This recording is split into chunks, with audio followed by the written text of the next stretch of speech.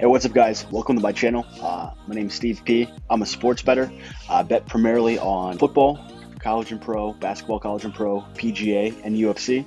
If you're just finding this channel for the first time, I'll give you a little bit of context of who I am and why I'm credible. So like I said, I'm a sports bettor. I've been doing it professionally for just about 10 years. I live half the year in Mexico, where I am right now, half the year in the US, and I just bet on sports and create content for some companies.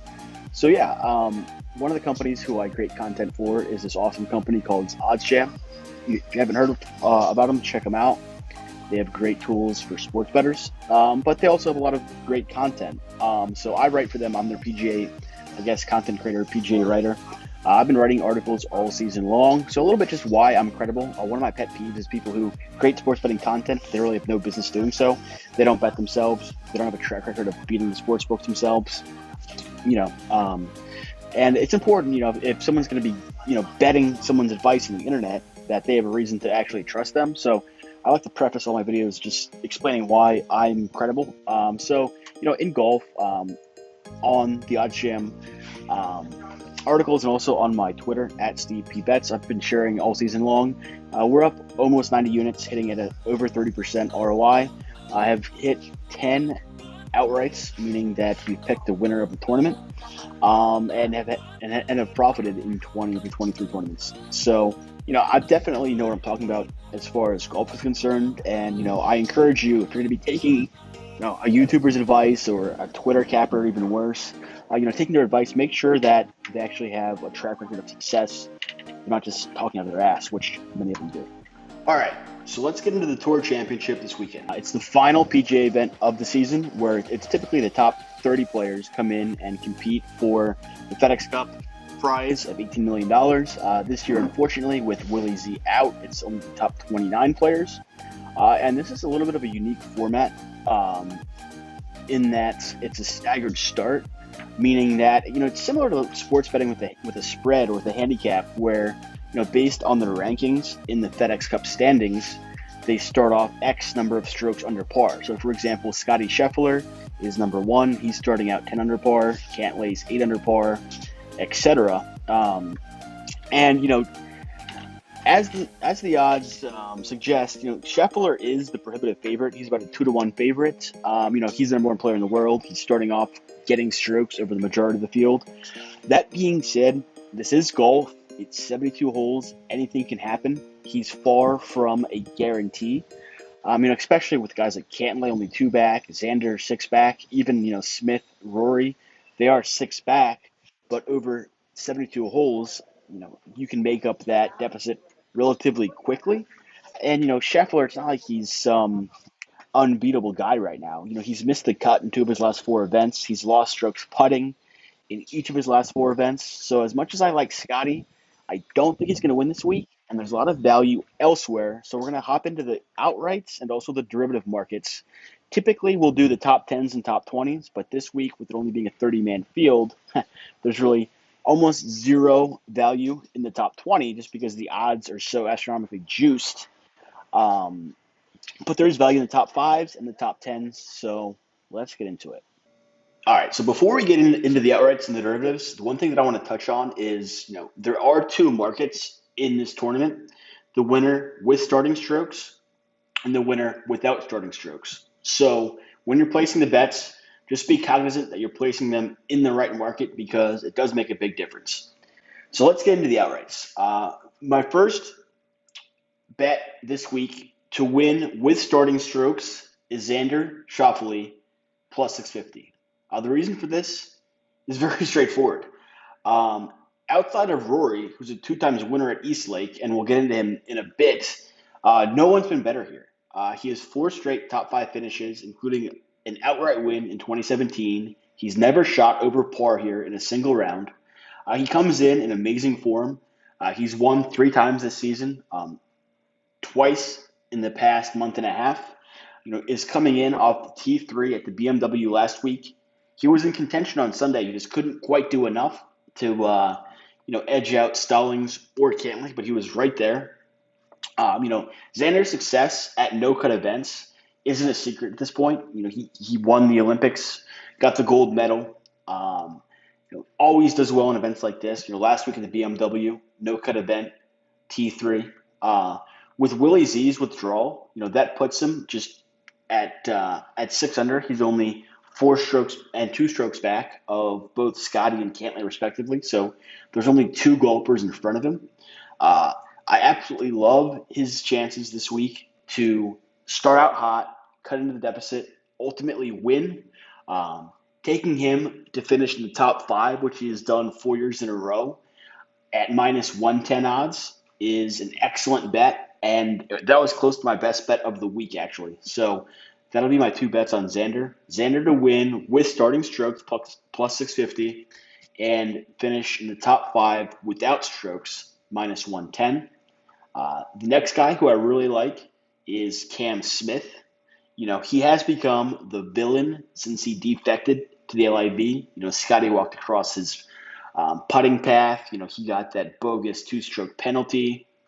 But, he took off last week due to an injury, but he's fine. It's sort of like turf toe for your hip. It just needs time off, and then it's fine.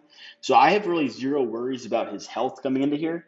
But as we know about Cam, he has the ability to cut into any lead with his putting.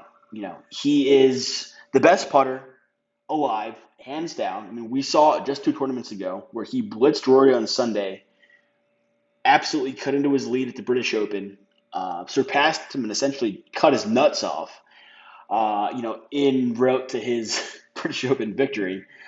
He's a very dangerous guy with the putter. He's back on bent grass, his best surface. And, he's the one guy who I can see, coming from far back to win, in his most likely his final PGA Tour event, just flipping the bird to the tour, winning, going out on top, and then defecting to the PGA. At the very least, I like him to finish in the top 10 with strokes. So that would pay, that pays even money. I think he's going to really make a charge. Can he win? It's going to depend on what Cantlay and Scotty do because, he is coming from 6 back, which is quite a big deficit. However, if Scotty and Cantlay aren't scoring birdies in bunches, it'll definitely be doable. So it is a long shot as the odds reflect, 20-1, but I do like his chances. Next is Rahm to win without starting strokes, plus 900. I also like him to finish in the top 5 without strokes, plus 140. Plus 165. The reason for this is simple. Last week, Rahm started off poorly. I knew once he started with a bogey, it was going to be a long weekend because he's the kind of guy, he's mentally weak. When he makes one mistake, he gets aggravated. He has a short temper, and then he lets it get in his head. If he starts off strong, and then he uses that positive momentum as well. So it can go both ways with Rahm. But, Rahm started off poorly. It seemed like our best bet last week of him finishing the top 10 had no hope. But he ended up shooting minus 10, which was the best in the field over the weekend. Didn't have a bogey. Really putted well. Came back and finished T8. Also, last year at the Tour Championship, Rahm was tied with Kevin Na for the 72-hole lowest score. So he's been there. He's done that. He's coming in great form with momentum. I don't know if he can come back and win because, like Cam Smith, he is starting off 6 strokes back. It might be slightly too much for him to climb, but I do like his chances of finishing the top 5. And if he does that, there's a very good chance that he can shoot the 72-hole low total again, which would be all we need to cash this bet. And then my final outright, and this is my favorite bet of the tournament, probably my favorite bet of the year, Rory McIlroy, winner without starting strokes, plus 800.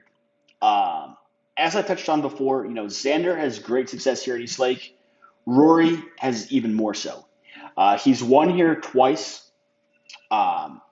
He came from 5 back in 2019, and he ended up winning by 3 strokes. So he's only 6 back this week. But if he can replicate that performance from 2019 or come close, he can not only come back and be the lowest scorer of the week, he can win the tournament. And I don't mind him winning it at about 10-1, but being that this is the last tournament of the year, I want to make sure that I profit nicely on it. So, The odds are somewhat comparable. It's a lot safer to take Rory to win without strokes, but I don't hate him to win with strokes. I think he can definitely win this tournament. It would be very fitting for him. A guy who's been close and literally every major come up just short. To win the final major of the year, especially when he's been the tour's biggest advocate in a very controversial year with the LIV. But the biggest thing that I like, last week Rory led the field in strokes gained off the tee, but he was just horrific with his putter. It was the first tournament that he lost strokes putting since March of 2021, so it's very out of character for Rory. This week, he's bringing his putting coach, Brad Faxton, on site, which to me is just monumental and inspiring. Rory's always putted well at Eastlake, and now that he's going to have Faxton on site to help him is absolutely huge because Rory, like Rahm, when he misses like a 4 to 5 footer to start a round, he gets pouty, he loses confidence, and he lets it affect him.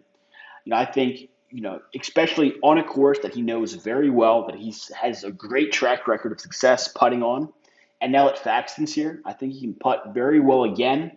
Let's not forget, last week, Rory was well on way to be the first round leader and maybe run away with the tournament. Then he hit that, he was 6 under, 314, and then he hit the ball in the water, ended up getting a triple bogey, and, it set him back. He never really recovered from that. So, if he can avoid making a monumental mistake, it's a big if with Rory.